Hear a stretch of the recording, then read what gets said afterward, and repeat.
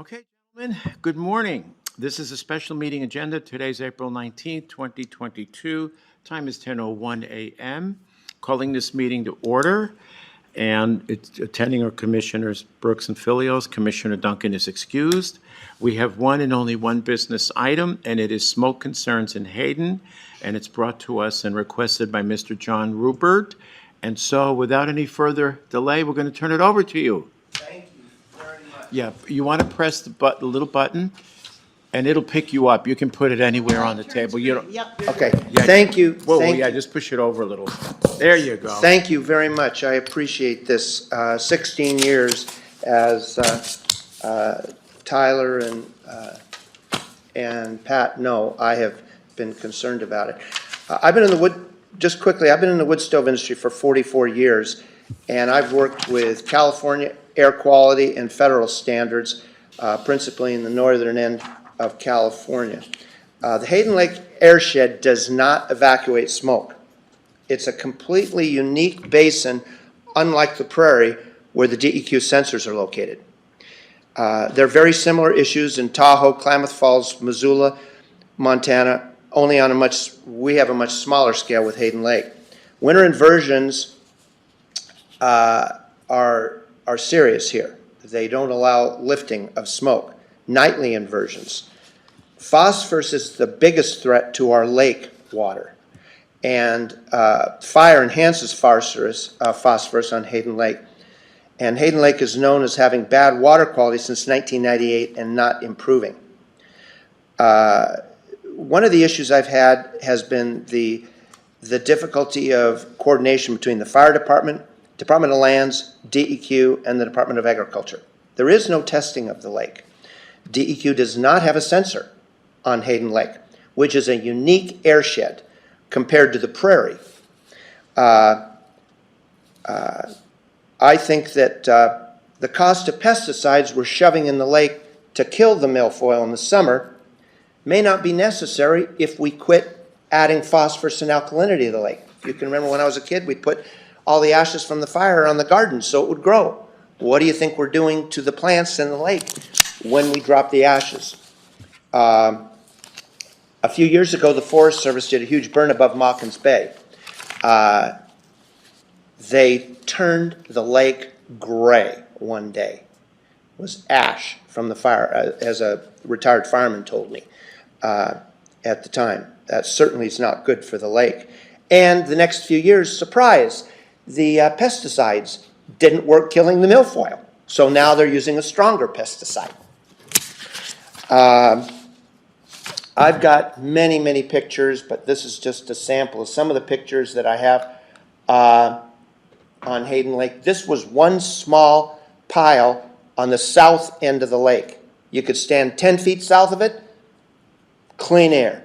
This is what happened up on looking south from Mawkins Bay. These are the many piles that are there.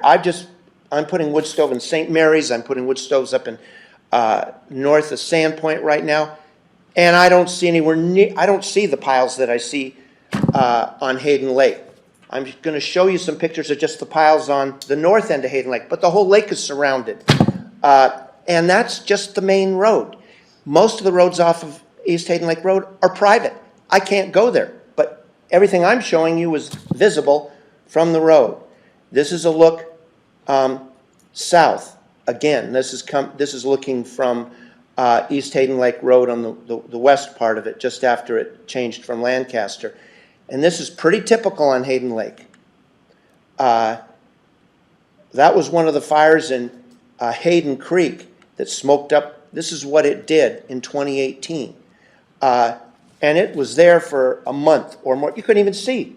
I went up on Triangle 7 Road, and that's what you look down on.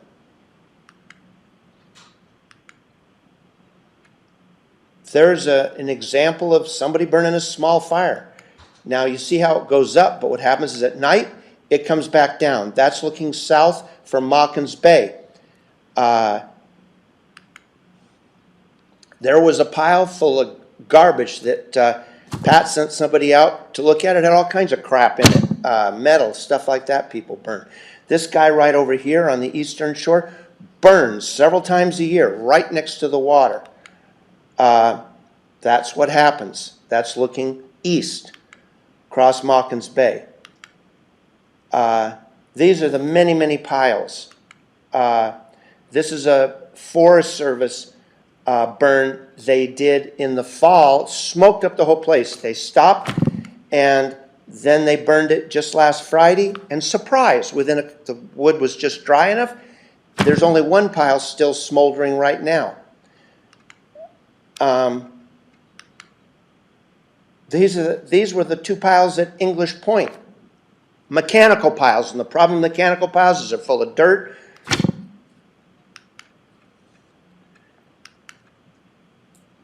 And that's one of my neighbors there on the left. It's his dock is sitting there ready to burn. On the right, pine needles every year. This is what happened there. This was later in the evening on Friday night. The Forest Service burn. You can see how the smoke is dropping down to the lake, which is pretty typical. They burned a lot more than that. That was just one picture of all the hundreds of piles the Forest Service has, and this is the residual on Saturday, and Saturday again. This is a lot better than usual, too. The Forest Service did a much better job here. That's an example of mastication, which is right next to the spot. Took the contractor 2 days to do, I don't know what it was, 5 acres. Yet, the 20, I don't know how many acres that the Forest Service did, you just saw, well, I've got pictures here showing how bad it looks. Those were the piles that the Hayden Canyon were burning right there on the right. Remember they smoked all of Hayden up last fall. Then when they burned those piles this spring, the rest of the piles, amazing. But these are the green piles they were burning. That's a guy, pretty typical, but right alongside the road with paint cans and metal, right on East Hayden Lake Road. This is a guy on Gem Shores, super rich guy, very expensive piece of property, just piling green stuff on there and burning it this spring. These are all the logs and stuff from the logging. Now these pictures I'm going to show you are all within a mile. Mile marker 13 to mile marker 12 just got heavy logging stuff going on right now.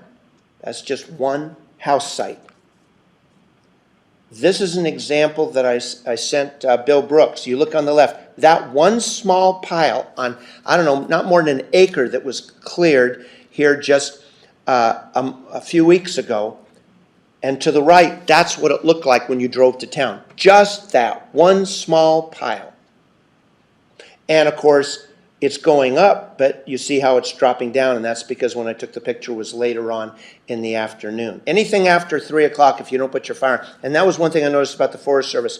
When they stopped burning their fire or putting fuel on it at 3 o'clock, it made an enormous difference in the smoke. Having the fire out at dusk is great, but you've got to stop feeding it earlier. Those are kind of those are just some of the pictures I've taken over the years. The point is the piles that I'm showing you are just on East Hayden Lake Road. There are very few public roads other than Chicken Point and Triangle 7. They're all private. I'm not showing you the huge log operations that are up on the mountains above or the hills above. I'm not showing all the little piles from the homeowners.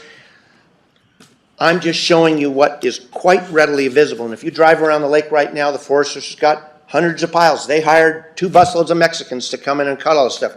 Great. I don't care if they're legal or illegal. It's great that they cut this stuff. But why didn't they park a truck and pile it in the truck? Why? The Forest Service owns a chipper. Why didn't they use it? We're required to use best available technology on anything we do, whether it's a car, snowmobile. Why doesn't the Forest Service have to do the same thing? Now, it's not just the Forest Service. It's the Aspen Homes that's developing this property, and the contractor. The contractor was Elk Ridge. Cut it down, burned it. The problem is the Department of Lands doesn't let you collect money for your lumber until you get rid of the slash. They like it burned in the middle of the winter. Okay, they don't want the fire to take off, which I understand. But with the higher property values, chipping can be afforded. Mastication is a lot less expensive than chipping. I asked the fellow named Cody, who actually has an operation which he does mastication. He's the one that did the one that I showed you. Tyler knows him, and he has a background in fire. And he can tell you how bad it is for the ground where they have these fires. He was telling me that where they burn these piles, it's not good. I was reading last night, the ash needs to be collected. If it's not collected, guess where it goes? Down the lake. Cold fires, whether controlled burns or green slash, make it miserable on the lake. There have been very, very few people living year-round on the north end of Hayden Lake over the years. We're increasing numbers right now. The reason why you haven't had many complaints is, of course, because there haven't been that many people living there. Okay, now we're getting more. I was taking some pictures the other day, and a Mrs. Rollins, elderly lady, lost her husband who had emphysema. She was telling me how she had to take him in and out of the house because of all the smoke. But she didn't know who to call. As Pat Riley and Tyler know, I called them first, and originally they were doing some smoke, responding to smoke calls. And then they weren't allowed to. Then they were kind enough to make a permit. But the Department of Lands doesn't want them to have a permit because the Department of Lands is complaining that the fire department is sending all calls to the Department of Lands, and the Department of Lands says we don't want permits.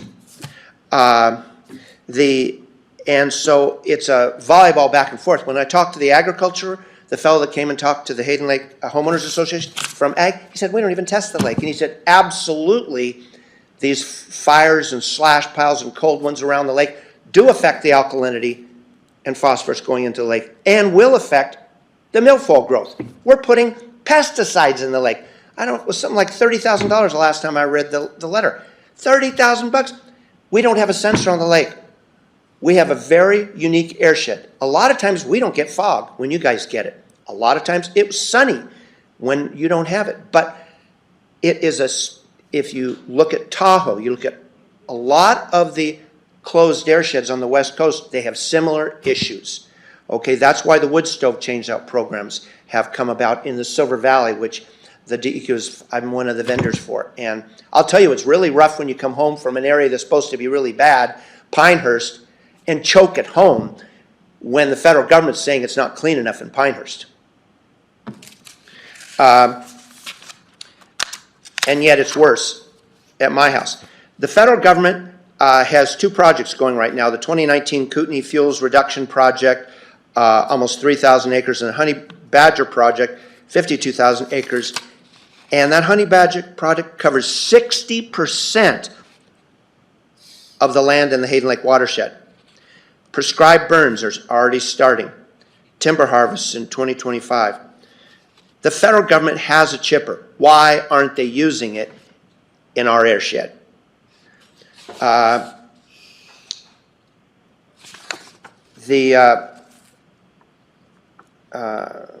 English Point, a good example of how poor the Forest Service is at handling fires. They had those huge piles that I showed you. They wrote in the newspaper that they were going to make small piles. They didn't change any of the piles. They had some small piles, but they had these two big, huge mechanical piles. They smoked for 2 months. 2 months. And they said, oh, well, it's better to handle them that way. Well, guess what? Right down into the lake, English Point. Selective logging and brush suppression is important to the long-term health and safety of Hayden Lake watershed. Absolutely. I'm not an environmentalist. I don't believe in not having burning. The problem is Hayden Lake does not evacuate. The mountains are 4,500 to 6,000 feet continuous on 3 sides of the lake. We have a light breeze that blows by the south end of the lake. Don Wagner, who used to run the Department of Lands, knows exactly how this lake. He says it's been a problem forever. I'm really fortunate that DEQ showed up today, because the problem I've had is everybody refuses to come and talk to you and share it, what they know. Our greater airshed is one of the worst in the air in the nation. The wood stove industry has been significantly regulated, which is what I've been involved in for 44 years. And the effects of coal burning is well documented on people's lungs and how bad it is. We're smart here. We don't need to be idiots like down in California, where they spent $100,000 to prove that the smoke from the rice fields and the smoke in Sacramento went up to Redding, which is surrounded by mountains on 3 sides, super high. The smoke goes up there. They finally did the study and determined that that was the case. We all knew it. That lake has been socked in. Talk to anybody that's lived here for any length of time. It's been socked in for years. You can see it. Hayden Lake's a comparatively small airshed to all these others, but it's a microcosm of exactly what happens. Smoke does not blow out of the lake, period. It rarely rises above the mountains. It washes back and forth like water in a bowl, okay? A guy the other day with the fire right there, he said, well, it's going up. Yeah, it goes up and then comes down the watersheds. There's 2 watersheds in Mockham's Bay. It comes right back down because it can't get out. You've got a breeze that blows north, same as in the Sacramento Valley, just a nice, calm little breeze. It picks up every evening. What do you think that does? It brings all the smoke from the south of the lake. That's why the elitists that live on the south end of the lake don't think there's a problem, that run the Hayden Lake Homeowners Association. It comes up, it sits. It pockets in doorways. Now, granted, it doesn't end up blowing up as much up the northwest arm, because the way it's coming is up from, it comes up into Mockham's Bay the most. Not that the smoke doesn't build up in the Hayden Creek end of the arm.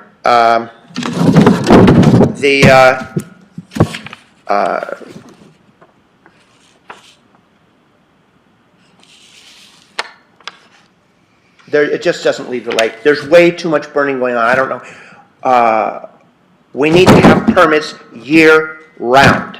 The Forest Service, according to the Department of Lands, the Forest Service complains that, or no, the Fire Department complains that they don't have the software to do it. The Department of Lands doesn't want to take the calls from the permits, so they don't want the Fire Department to have permits. The Department of Lands permits only go from May through October, free for all the rest of the time. There are no regulations. The Fire Department, he just mentioned, he has pictures. They do what they darn well please, okay, how they burn. They don't care. They've been doing it for years. They're going to burn the green crap. It's unfortunate that we have to make regulations. I don't know any other way. Just a simple thing as raising the pile up. My neighbor finally raises his pine needles up. And guess what? His fire's out at the end of, his pine needles are out at the end of the day. Not that he doesn't smoke up my house. He took the pile from along the shore because it smoked up his house, put it up above his house because his wife was complaining. Obviously, it smokes up my house. And I have a fruit orchard. I planted fruit trees. Last year I had a good crop, but I had to scream at my neighbor who was smoking it up. That smoke kills the bees, or it chases them away. And I should be able to have that. I should be able to use my property. Now, if you guys want to pay me to live somewhere else in the spring and the fall, in the winter, I shouldn't be paying taxes and not be able to, okay, great, I work till 10 o'clock at night, I come home at 10, I want to sit on my deck, I can't sit on my deck, can't walk my dog without choking on the smoke, I can't run the dryer in my house, I can't open the window, even a little bit to run my dryer. That's how bad it gets, and it will get really bad here in the next month. With the common fall through spring inversions, as well as the nightly pressure, burning piles, smoke drops to the lake's surface every single night, principally polluting the air and the water, where I take my water from the lake as well. The common southern nightly breeze, I already told you, congregates smoke at the north end of the lake, where the mountains hold it, and it adds up day after day. One of the pictures I showed you. Mic over more to your left. It's under your paper. Oh, Yeah. sorry. The stink, and it is stink. Even when you don't have smoke, you got stink. It's like sticking your head in a stove full of ashes. I know what it smells like because I stick my head inside of a wood stove. Even when you don't smell, last 2 springs ago, when the fire department said, we don't want any burning, okay, I smelled a sweet spring smell I haven't smelled, pardon me, in years. Of course, then they turned it back on, and it was a free-for-all burning. It was even worse than if it had burned the whole spring. There's just too much development, too many burns, too many landscapers come, light it and leave, the loggers light it and leave, like that one right there, lit it, and my gosh. And I called the fire department because the tractor, although it's a little further away here, was sitting within 20 feet of the fire. Of course, I called, and then all of a sudden, we had a weird rain and snow. So that obviously, but I called because the piece of equipment was too close. And that certainly would have been an issue.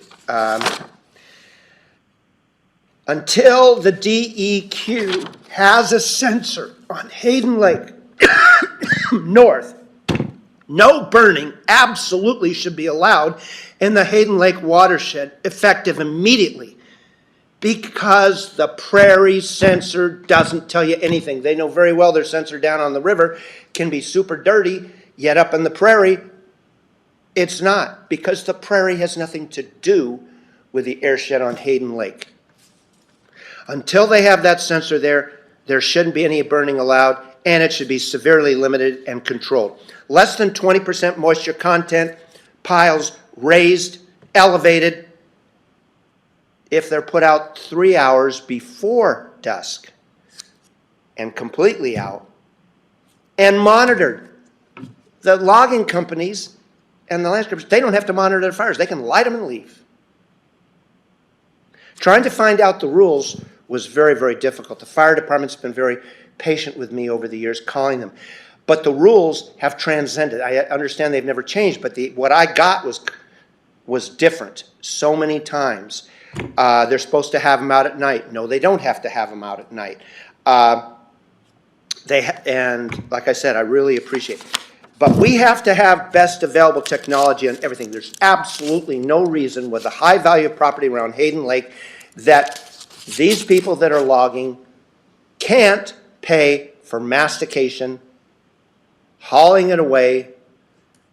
We've got a dump that doesn't charge a thing for homeowners, but a lot of the people around the lake are rich, so they're paying somebody, and they say, how can you do it the cheapest? Well, we burn it. And they don't care. And they know they're doing something wrong when I can't get their name. I also think that all the names should be public. Trying to get the names out of anybody, because I can't drive on property, is a nightmare, because I was told the only thing I could do is civilly sue them. That's ridiculous that I should have to sue them.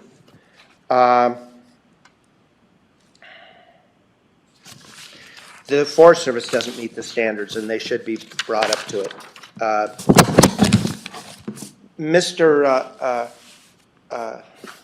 On the piece of paper that I gave you, I asked 2 DEQ officers, Mark Boyle, the Air Quality Management Supervisor, and Sean Sweetapple has recently taken a class on opacity. We don't have to have specific sensors. There are opacity. In Seattle, they had opacity policemen for a while over wood stoves. There's no reason. You can't tell that's not good to breathe, okay? And it doesn't leave. It's already starting to drop. And Dan Smith in DEQ was part of the wood stove change-out program. He took a lot of classes about smoke. There's air curtains. I've seen one logger came in with these huge propane burners. He lit up the entire sky, and they had like 4 piles. I think one of my pictures. I couldn't believe it. Now he also had the uncommon south boring bleeds, which we have had here this past week, which is so uncommon that when the cold wind comes down, then it will dilute it more. But that's very, very uncommon. We normally have that breeze every night blowing north. I've said enough. The sheet I gave you, I'm not asking for everything, but some of those things I think can make like, if somebody has less than 5 acres, it shouldn't be burning, because you can't burn on a half acre without smoking out your neighbor, at least the one north of you. Pine needles, leaves, smoke. We shouldn't be burning them, okay? Ashes, dealt with. Nobody wants to do it, but the ashes need to be dealt with. But the main thing is if we can, do we have to police it? That's very, very difficult. I used the fire department originally, and they were, and that was very hard. I mean, I have to apologize because they've taken my frustration and wrath way too many times. And I'm sorry for that, gentlemen. But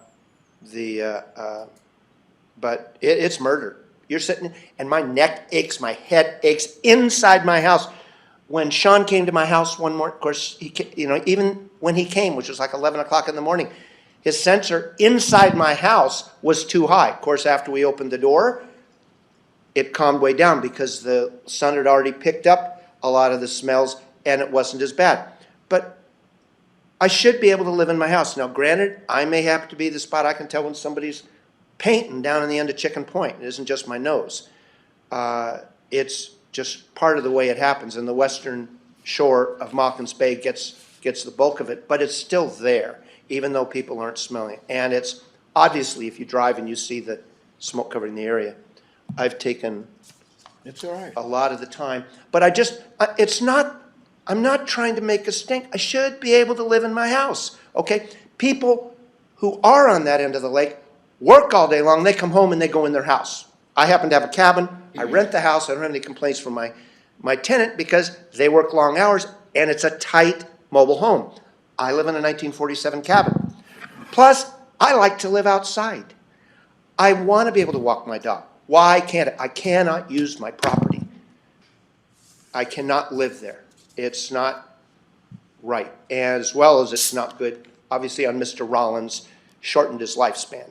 And he's just one person. But again, there haven't been that many people.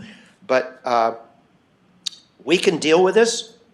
I did come to the Board of Supervisors a number of years ago, and Mark said, my parents are loggers. I believe in burning the woods. Obviously, I was going nowhere at that point. And because I was told that the county supervisors can do something, just like the city of Coeur d'Alene has done something.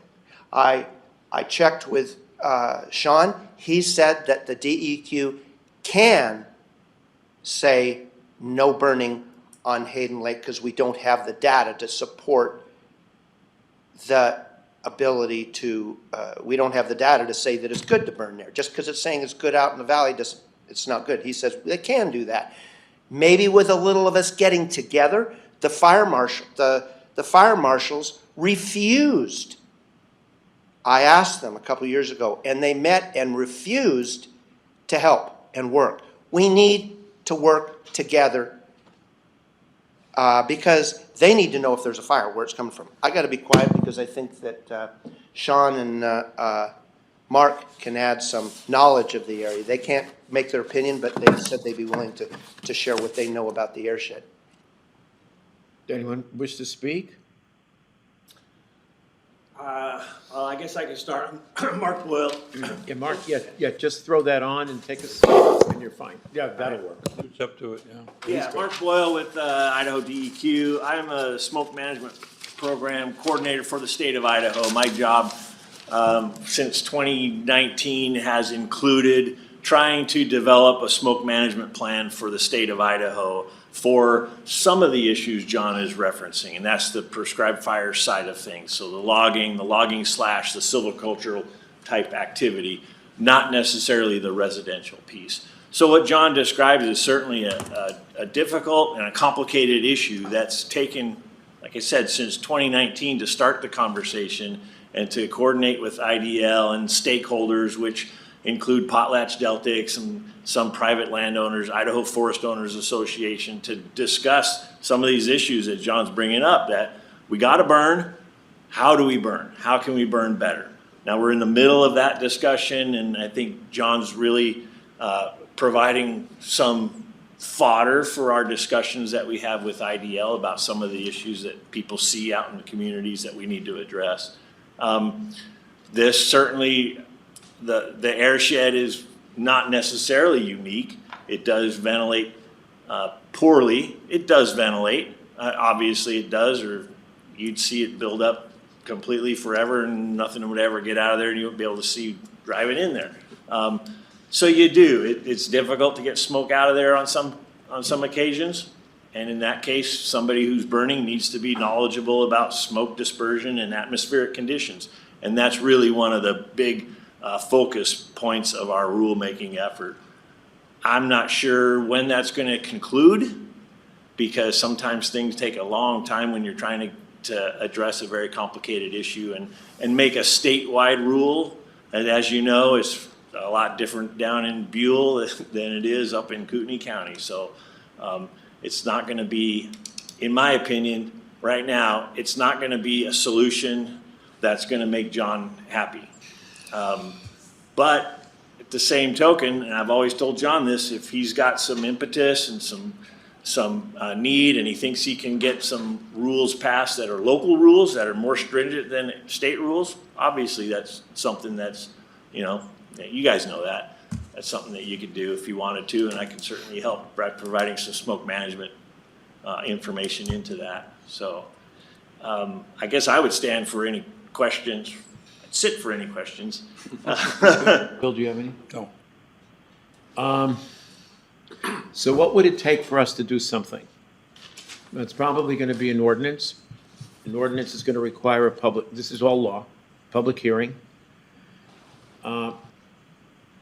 And I don't have an issue addressing something locally. In fact, I think that's exactly the way to go, because if we wait on the state, you're dealing with an average, and what good is an average? Because some communities don't have issues, others have serious issues.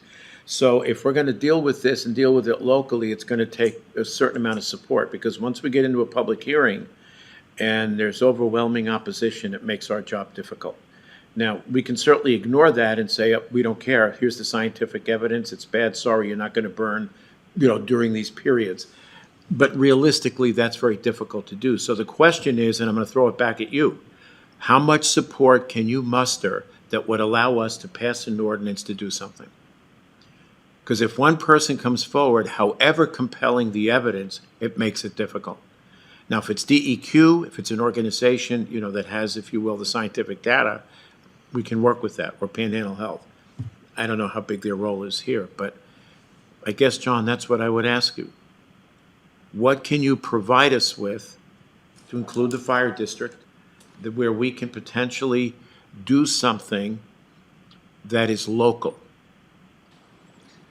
I'd have to start talking to all the new people moving in, because up until recently, there's only been one or two of us even living in the Chicken Point area all winter long. They arrive in May and leave in October. So the vast majority of homeowners around that lake aren't even there. And they hire people to work. And so the people that are doing the work burn okay and charge the people less because they're burning rather than hauling away. Even though I've shown, and I've had a couple of my neighbors who haul it away and said, man, that's easier than burning it. Well, because it's free at the dump for a homeowner. But most of the homeowners don't do the work, they hire somebody. So that's part of the problem. Of course, a lot of the people around the lake aren't voters because they're out-of-town owners. But it's going to be very, very difficult, especially without the Hayden Lake Water or Homeowners Association. I'd have to get them on board, and that has been very, very difficult. I can try, but I'm not going to say I haven't tried. I've talked. Obviously, I have Mrs. Rollins. I think that's a very compelling. I wanted to have her here today, but she's elderly and didn't answer my phone call. She gave me a phone number. What about Northern Lakes Fire? They're right here. Pat?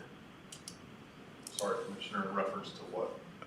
What kind of support could you lend to some sort of, Push the button so it's green Yeah. and move it over to the corner of the table, please. John, just throw your button on and There you go, just move it over. Move it over towards that. There you go. There you are. So Commissioners, we're in the business of emergency response and preparedness. Some of Mr. Rubert's points I agree with, and a lot I sympathize with. I don't believe in any sense that any ordinance is going to stop burning during a defined period. I'm not going to speak on behalf of the sheriff, but I can as the fire chief. I'm neither opposed nor supportive of it, but the ramifications of that ordinance, I would be intently interested in helping develop should it go that direction, because there's costs associated with the response, and then there's the consequence of violating an ordinance. Similarly, in years past, during exceptionally bad fire seasons, either this board or a former board has put in place a burn ban Yes. by ordinance, and that became, I believe, an infraction. I'd be surprised if it was a misdemeanor. To us, it should be a felony because you burned down a whole town. But at the end of the day, I'm sympathetic to some of these things, but really our world solely revolves around the response to the issue. And I will wholeheartedly agree with Mr. Rubert. And an exorbitant amount of phone calls to the fire station. We've counseled them to, you see a fire, you believe it is a crime in a figurative sense. That's what our communication center is for, because there's no guarantee nor any surety that we're even going to be in the firehouse. I mean, as a commissioner for KCMSS, we're out of it more than we're in it. And same goes for our fire engines. This is a sticky wicket. I'm supportive of trying to find a better solution, but I don't believe any solution short of a complete burn shut off would satisfy Mr. Rubert. John, what do you think? I think it's totally justified to stop all burning on the lake, at least until you have the sensor. I think there's no right the DEQ has to say it's okay to burn when they don't have a sensor on Hayden Lake. Why isn't there one? They can't afford it, right? Let the DEQ tell us. Is it? I'm Sean Sweetapple. I'm the regional air quality manager here in the Coeur d'Alene region Okay. of DEQ. And I have, John's been installing wood stoves for our wood stove changeout programs in other towns for 5 years or more. And I've known John from before that because of his issues out there in Hayden Lake. And I told John when we came down here today that we'd be here to answer your questions and to explain the rules if necessary. And the rules are what we're driven by. That's our sandbox we get to play in, basically. And the rules are somewhat, our rules are set up as an exclusion, basically. It says there is no burning, there should be no burning allowed except for these things. And then it also lists plastics, rubber, tar paper, all that sort of stuff that is always illegal. I actually brought a printout with the highlights of, if you'd like to see, of silviculture is allowed, or is an allowable type of burning. There is some residential types, recreational type burning, having your fire out back for your kids to have marshmallows and s'mores or whatever. I mean, those are legal types of burning. But can we get a sensor there or not? Well, getting to that part, we are required by the EPA to have sensors in basically metropolitan areas. It's based on population. So we have to have a certain number of sensors wherever there's large population. So we have one here in Coeur d'Alene is what's required. There are more in Boise because of their population. Once it gets beyond that, EPA doesn't require us to have sensors anywhere. It's by situation. So that kind of comes back to what I think Commissioner Filio said about one person complaining. We empathized and we try to help as best we can, but to put a monitor there, we would probably need a little more community representation. Sean, how expensive are these monitors? It varies greatly. We have kind of temporary monitors we could put out there, which would be a lot less expensive. To actually put out a monitor that would be to be recognized by the EPA, such as up in Pinehurst where we ended up with the non-attainment area. The machine itself costs about $30,000, 30 to 50. Everything's going up anymore. And then there's constant maintenance and upkeep and taking care of the data. So anywhere from $50,000 to $80,000 a year, well, to get it started, and then probably 30 to 40 a year to keep them going. So it's not a small thing to put them out as, and as. And once you have the data from that air sensor, what do you do with it? That's a good question. I don't know, you're hopefully familiar with the AQI, the Air Quality Index, the Yes, the yes. colors we referred to earlier. Those are based on the numbers that come off of those monitors. And then also the National Ambient Air Quality Standards for 7 pollutants. There are standards that the EPA has set that if you go over that standard, you're out of compliance, and then they require efforts to bring that community back into compliance, which is. Are there grants available then to get you back in compliance? Depending on your timing, yes and no. They kind of come and go. With the previous administration, they dried up, but with the current administration, there's some money coming back into the system again. So it depends. And as you may or may not know, up in Pinehurst, they went on attainment, and we ended up with $2.5 million to work with the community. And knock on wood, they're currently in compliance. And I've heard it said that when bad air happens, you get these stay indoors warnings. But in John's case, it sounds like that's worse than going outdoors. it can be. It depends on the home. As John kind of alluded to, the house or mobile home next door is more sealed up. So if you have an air conditioner or something that'll clean the air for you, you can have more of a safe area. John's house being what it is, a nice old cabin, I've been there. It's just not as sealed up, so it will collect it. Would it be easier, for example, John, you mentioned no burning, I'm paraphrasing, I hope accurately, after, say, 3 o'clock because of the tendency of the smoke to drop. Something like. If we just did those things, it would make an enormous difference. Stop this kind of crap going on. The problem is IDL doesn't let you collect for your logs until you deal with the brush, okay? And so that's why they're burning it. Plus, they want to get the house built. So they're burning the crap.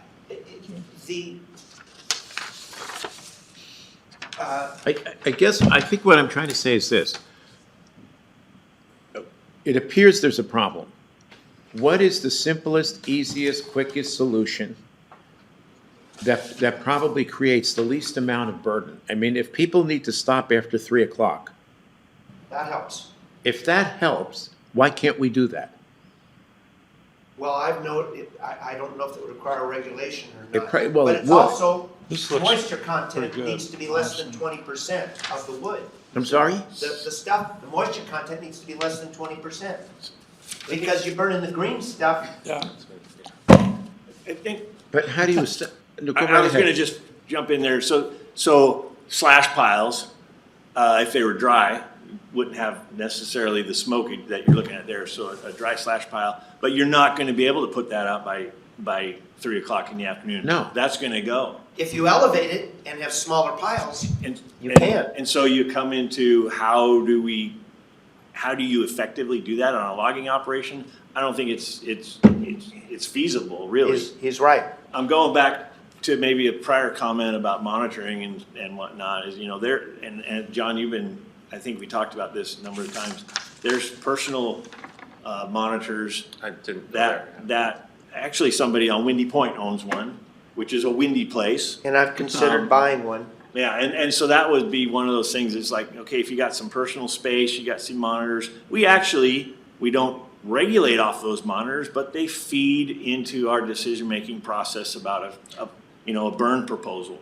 And that's a relatively new technology. That's not something that we've historically used always, but within the past 3 to 5 years, all of a sudden, how technology is these days, they started popping up and they're all over, and we do pay attention to those. So, sorry, I didn't mean to. Yeah, that's okay, but we don't regulate off of them, and we can't, and we, you know, are a little hands off on them, but it's a tool. It's feedback into the decision-making loop that, you know, we consider, and I'm sharing this as I'm talking about rulemaking and smoke management, that, gosh, they're out there. You go to Sandpoint, there's probably 6 of them floating around there along the Where are water. you two guys based? My office is here in Coeur d'Alene. We're both here in Coeur d'Alene. Okay. Technically, he works for the state office, and I work for the All right. regional office. What I'm wondering is I don't think we're gonna solve this thing today. I'd be amazing. I don't think there's a clean solution to it, period. But we can certainly ameliorate the smoke in the area by cooperating and sharing knowledge. And I would suggest like a working group or a committee that meets about once a month with specific intent of diminishing how much smoke we've got. I mean, we can't just say no burning. That's not gonna fly. We can make all the ordinances we want, but I don't think that's gonna do it. But if it were a cooperative venture between the stakeholders, I think it might make a difference. How do we, if we can make, even the U.S. Forest Service lied in the newspaper and said they were going to spread out in those mechanical pile. Can we require a permit without an ordinance, can we require a permit year-round with qualifications on those permits that require the moisture content be lower and the fires be elevated and smaller piles? Can we do something as simple as But that? then how do you measure the moisture? Yeah. Chief, There's moisture meters. okay, Chief Rowley. Some of that dabbles into getting involved in looking into the International Fire Code. So anything that's not specified in that code, I have no legal obligation nor right or privilege to enforce. In certain cases, would it be fair to say we can go more restrictive? But if, and I'm not a lawyer, never have been, and I pray I never am one. I'm with you. With an ordinance, with a working group, and out of that, should there be an ordinance requiring moisture content or manners of burning? That subjects me, my agency, and this Board of County Commissioners to a lawsuit that is unwinnable and undefendable. It is what it is. If you guys collectively agree on the problem that John has identified, what would it take for 3 or 4 of you to get together? I don't like long-term committees. After the optional form of government, that's it for me. If something can't be done in 30 days, I'm not interested. We tortured it. And to think that we could have done all of that without a study commission, that's beside the point. Okay, so the thing is, can you get together, come up with something in 30 days that is workable? Now, even if it's confined to a specific area within Hayden Lake, is that doable? It may be simple. It may be no burning after a certain period of time. It might be 3 or 4 different conditions. Give us something that we can work with. If it's complex, and it's Ain't gonna going to fly. Yeah. It goes back, I'm sorry, Commissioner, it goes back to enforceability after the fact. Which then rests with the sheriff, Well, or does it? it does not. It would have to be backed by an ordinance from the Board of County Commissioners. Right, that's what I'm saying. Operational directive. I'd be remiss if I didn't say that I'm very concerned about putting something out there that is unenforceable and puts us in a more litigious position. I'm not afraid of tackling a problem, not in any sense of the word. Some of what I said, I agreed with Mr. Rubert on. Yeah, smoke is an issue, and maybe that area, it reacts differently than out on the prairie. I get that. I'm not afraid, but I'm very leery of putting something out that is not manageable, realistic, and achievable. And I agree. Well- One additional comment too, the fire district has no regulatory authority over state land or federal land. So, our authority is those that pay taxes in the fire district. So ultimately, if they're burning on a piece of state land or they're burning on a piece of federal land, we have no authority No to tell them authority. if they can or cannot burn. So just wanted to throw that note out. Well, the U.S. Forest Service does react to the DEQ quite well, but here's another angle. I came to the town hall meeting. We've got this money. Why don't we buy a masticator, okay? With that money that we're getting from the federal government, Oh, you mean the ARPA funds? yes, why don't we buy if we buy a big masticator, we give an alternative, okay, in other words, it's another way of dealing with it. If the logger, who's one of the biggest, obviously, that kind of crap, the small operations, it's not gonna help the big logger, but it will help the smaller loggers that are creating like this, if we had a masticator available. You looked at that one park picture of that place, it's right next door to what the Forest Service did that looks like crap, with about 100 different burn spots, okay, which is bad for the ground, according to Corey, who is anyway, he's a... First of all, what exactly, pardon my ignorance, I mean, I have a chipper at home, but it's small for 3-inch diameter. Well, chippers are expensive because you got to pile it. A masticator, the stuff, you chew it up in place, so you don't have to move it. It's cheaper than chipping. Although there's Where would we locate this? At the dump? I shouldn't say that. At solid waste? No, this is something that goes out to the property. It's like a bulldozer without a dozer. Yeah, it's a grinding head or a mulching head that's been Yeah, attached but to. are we gonna haul this thing all around? I mean, how are we gonna, logistically, how does this work? Well, I hadn't really thought much about how it goes around. Obviously, there would I suppose, have to be some cost for fuel or something. It usually goes on some sort of a cat or a machine, Boy type of, right? If I may, I can comment a little bit more Sure. on the masticator. I've been working with multiple contractors on mastication projects, hazardous fuels treatments around the county. So it's a grinding head, a mobile grinding head that gets attached to a piece of equipment. Obviously, you have to be able to get the piece of equipment to the area that the mastication is going to occur. So whether that's attached to a small skid steer or it's attached to a front end loader, obviously small grade all the way up to large grade. A masticator could take a tree if it's got a long enough arm on it and literally grind the tree in place all the way down to the ground if they have access to that tree. You're looking at an operator. You're looking at, I've been told equipment costs in the $100,000 range between buying the piece of equipment to put the mastication head on and then the operator run that. So yes, it can be done. There are companies out there that are doing it on a regular basis, that are doing these hazardous fuels treatments as required by the county when they do a subdivision and they're required to remove fuels. But there's definitely a cost and time constraints. It would have to be attached to it, have a truck and trailer to be able to become mobile and take it to that location. You can't drive it around the lake. So it's an option that exists. It can be done, but there's definitely costs associated with it, maintenance, everything else. But we're spending 30 grand or more putting pesticides in the lake. My point is, if we put a moratorium on putting the chemicals in the lake, we take that money and the TARP money, we start doing things that are beneficial to the lake rather than throwing all the crap from the fires in the lake, then putting pesticides in it to try to kill it. So let's do this. We've got, you have any thoughts?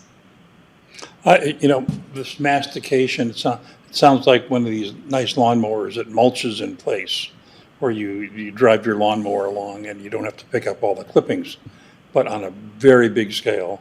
And that kind of equipment gets very expensive, and it has to be moved with a very expensive piece of equipment, and it has to be operated by a very expensive operator.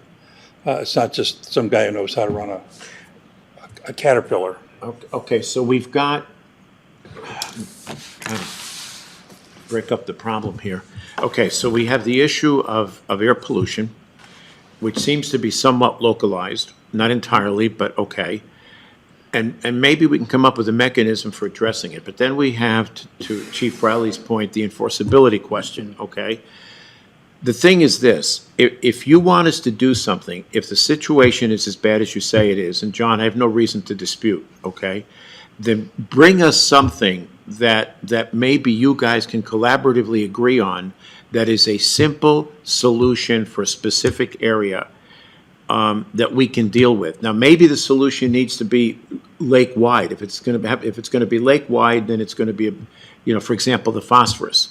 okay, that's coming in, that's in the smoke that settles into the lake. And I was involved with the phosphorus reduction project on Coeur d'Alene Lake, and apparently there's more money coming for that. And so give us something we can work with. If I don't have cooperation from more than one individual, Well, one of the things. we're hamstrung. One of the things I think the county can do, and is very appropriate for the county to do, is public relations, is public education with this thing. We could do that. This thing here that Chief Riley put out, that's what you guys, what do you call that? What would you call that? Those are our burning rules. Okay. Ultimately, our enforcement capability comes from the International Fire Code.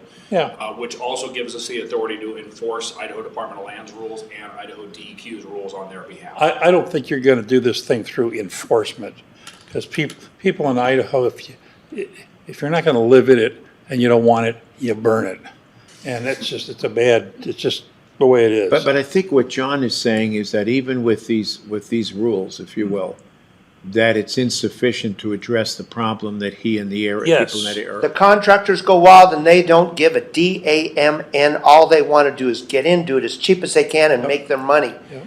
And the landscapers are the same way because they're working for somebody and they make more money if they burn than if they have to responsibly Haul, yeah. haul it to the dump. But I'm saying that may be all true, but if my neighbor is burning, sneakers in the front yard, the neighborhood's gonna get very upset with him. Because everybody knows it's a bad thing to do. It stinks, it makes black smoke, da.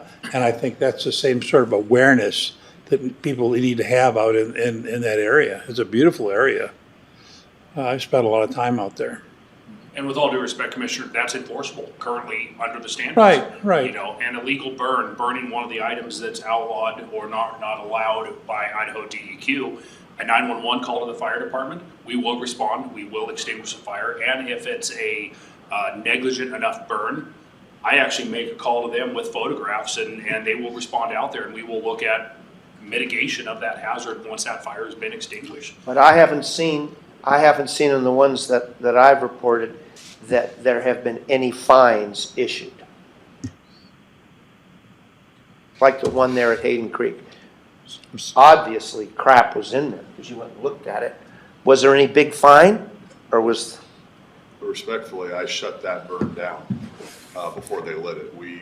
Your help and information in that one allowed me personally to respond out there Thank you. to deal with that. And I threatened them with maybe ammunition that I don't have, at least the DEQ wasn't willing to commit at the time, but that was an abhorrent pile, and don't do this. That'll be an example of a very bad idea. So Chief Riley, is there anything that we can do apart from what's already enforceable to address this situation, in your opinion?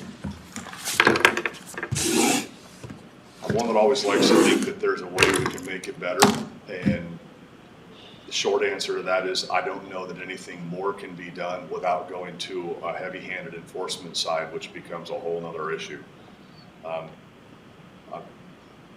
I don't see any other solution. I mean, a zonal burn ban, during periods of inclement weather over the Hayden watershed, it's all fine and dandy. We receive a report of a fire, we go out, we either have them put it out or we put it out. We don't have the ability to assess any fines or levy any fees. So we could have a public hearing, adjust our fee schedule, and honestly, they could tell me to kick rocks, which some have done. And it's not a big enough issue for Idaho DEQ to take on if it's a clean burn just outside of a zonal. You see where I'm going with this? I'm hopeful, but I'm not overly optimistic that there is any other solution. Well, I've avoided calling the EPA and because I'd like us to work it out, but I'm tired after 16 years. Well, let me float the idea again. If you guys, I say you guys, John, Northern Lakes Fire, DEQ, can you come up with something within 30 days that is workable, enforceable, zone-oriented, or I'll throw this first one out. Okay. He has both of their contacts and Mr. Rupert's contact, and I'll have him start with an idea of what does this even look like? Okay? With the time constraint of, we need to have some type of resolution, or we can't. Within a 30-day time frame, we can do this via email, save a bunch of time, and we'll see if there's anything, and we can come back and revisit with the county commissioners. That's fine. And if I may comment in regards to that, just so everybody's aware, the fire district has no authority to write codes, laws, or ordinances. So we can throw ideas We do, out there. right. That is correct. We can Right, throw that's ideas us. out there. But the enforcement, what that rule or that law is gonna look like, has to come from our county commissioners. Right. Then we have the authority to enforce it. We've got to make sure it's enforceable. And commissioners, from a Absolutely. perspective, like I said, I've been working on a smoke management plan for prescribed fire since 2019. So for a 30-day solution to this complex issue of all the different type of burners, the contractors, the Forest Service, the state of Idaho, a 30-day solution for properties around Hayden Lake, I'm not the guy for that one, apparently. Well, no, I don't but think it may be something and I don't mean to oversimplify it, as changing the burn hours, okay? And that's what I'm looking to. I'm not looking toward, if this required a complex solution, we might as well stop right here. But is there anything in the short term that can be done? So it goes to the residential side, and There you I'd Yeah. be glad to engage in that kind Right. of conversation. Right. And defining Good. residential. Well, the size of the lot size might, if that's something we can do without a, because isn't the smoke supposed to stay on your property? Is it allowed to leave? At one point, the fire department told me that your smoke's not allowed to leave your property. Actually, that didn't come from the fire department. It We didn't? don't regulate smoke. All right. When you did, Well, no, so our regulatory action associated with smoke was under an old version of the International Fire Code, which said the authority having jurisdiction, if they find that smoke to be offensive.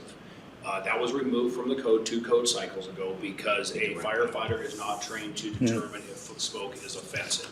Everybody's determination of offensiveness is different. So they actually removed that from the fire code. but 2 Sean cycles is ago. trained in that. He's been trained in opacity. And that's for him to deal with, not the fire department. There again, we will enforce their rules once they've been established. But we cannot make rules associated with that, with the exception of what's already listed in the fire code. That is the lowest level of enforceable rules for the fire department, unless the county commissioners come up with an ordinance that we can enforce and it has to And be so followed. see what you guys can come up with. Yeah, We I'm- understand that. Clearly, ultimately, it will fall on us. But if it does, it needs to be workable. To your point, it needs to be enforceable. And let's see what we can do. So when shall we reconvene, in effect? Yeah, come up with something within 30 days if you can. However rudimentary or simple it is, maybe it's a question of saying, okay, maybe it's a question of raising the minimum lot size where certain types of burn can occur and over what period of time. I don't know, okay? Come up with something. If it's workable, we'll deal with, yes. So 30 days, come up with something, keep it simple, do it by email as you suggested, Chief. Send it to me, send it to all three of us, and then maybe we can reconvene and see what, if anything, we can do. And then ultimately, it's up to the sheriff, because we can pass an ordinance, and the sheriff can decide he's independently elected. Bear that in mind. We all are, all 9. Anyway, okay. On that note, anyone on?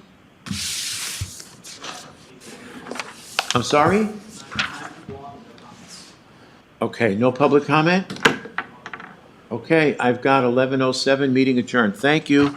Thank you, fellas.